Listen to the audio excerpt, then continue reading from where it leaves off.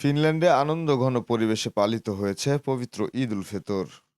ফিনল্যান্ডের বিভিন্ন শহরে বসবাসরত মুসলিম সম্প্রদায়ের মধ্যে আনন্দ ও উৎসাহের মধ্য দিয়ে পবিত্র ঈদ উল ফিতর পালিত হয়েছে।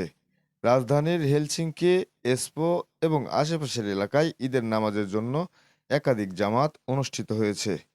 বিশেষভাবে উল্লেখযোগ্য, বাংলাদেশ কেন্দ্রীয় জামে মসজিদ হেলসিঙ্কি এর উদ্যোগে রুইহুফেল্তো এলাকায় ৩টি পৃথক জামাতে ঈদের নামাজ অনুষ্ঠিত হয়।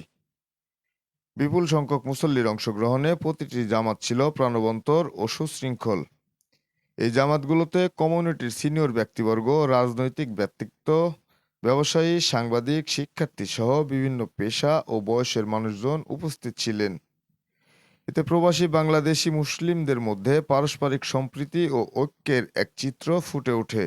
অন্যদিকে এসপো মুসলিম সেন্টারের আয়োজনে বিপুল সংখ্যক মুসল্লির উপস্থিতিতে ঈদের নামাজ অনুষ্ঠিত হয়েছে।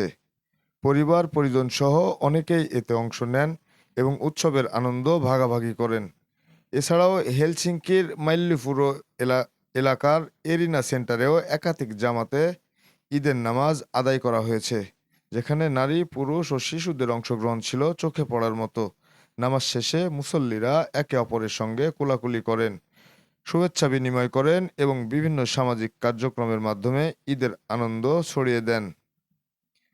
প্রবাসে থেকেও এই উৎসব মুসল্লিদের মাঝে ভ্রাতৃত্ব, সম্প্রীতি ও ঐক্যের এক অনন্য বার্তা পৌঁছে দিয়েছেন।